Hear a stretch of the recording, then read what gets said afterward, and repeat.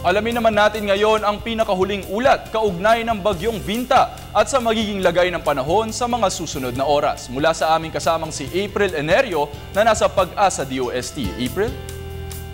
Salamat JC, magandang hapon. Sa ating balita, nakikisama ang panahon pagkat ang ganda ng panahon nga sa malaking bahagi ng Pinas ngayong undas. Sa init ng araw ngayong umaga at tanghali, meron pa rin tayong tsansa ng localized thunderstorms ngayong hapon o gabi. Kaya naman, gamit na gamit rin talaga ang inyong mga payong ngayon todos Los Santos. Sa usapin naman ng bagyo, patuloy ang pagkilos. Papalayo nitong si Bagyong Binta sa Pilipinas. Kaninang alas 2 na madaling araw ay nakatawid na ito ng Philippine landmass at ayon pa kay Pag-asa weather forecaster Henry Kitlong, sa mga oras na ito hanggang bandang alas 2 ng hapon ay makalabas na ng Philippine Area of Responsibility ang bagyo patungong Vietnam. Kaya naman tinanggal na ang mga signal number 2 at 3 at tanging signal number 1 na lamang ang nakataas sa may Ilocos Norte, Apayao, Abra at Ilocos Sur. Mamayang alas 5 ng hapon ay ilalabas na ng Pag-asa ang final weather bulletin kay Bagyong Binta. At ang good news pa para sa ating weekend weather watch, maganda pa rin ang panahon sa Sabado at Linggo. Improving weather dito sa may Hilagang Luzon, kaya generally fair weather ang mararanasan sa Luzon, Visayas at Mindanao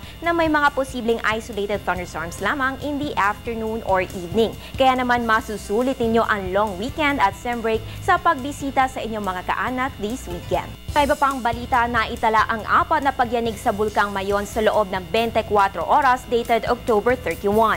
Ayon sa Philippine Institute of Volcanology and Seismology of PHIVOLCS, wala namang namataang crater glow sa Bulkang Mayon. Itong crater glow ang palatandaan ng pagsabog ng isang bulkan. Ganun pa man, nananatili sa alert level 1 ang status ng Mayon. Ang ibig sabihin nito ay nasa abnormal na kondisyon ang naturang bulkan. Kung matatandaan, nagpakita na rin ng abnormal na aktibidad ang Bulkang Mayon nitong Mayo lamang kung saan nagkaroon ng phreatic eruption o nagbuga ito ng abo. Patuloy naman ang pagmamonitor ng DOST PHIVOLCS sa magiging development sa aktibidad ng Mayon Volcano.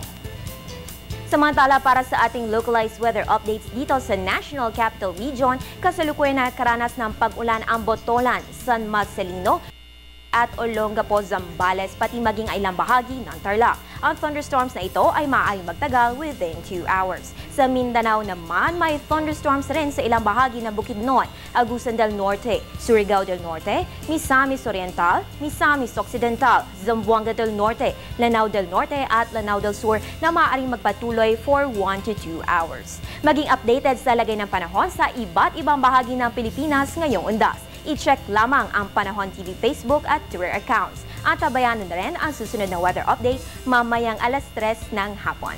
At yan ang pinakahuling balita mula dito sa Pag-asa DOST. Ako po ang inyong weather girl April Enerio para sa Telebisyon ng Bayan. Balik sa iyo, JC. Maraming salamat sa iyo, April Enerio.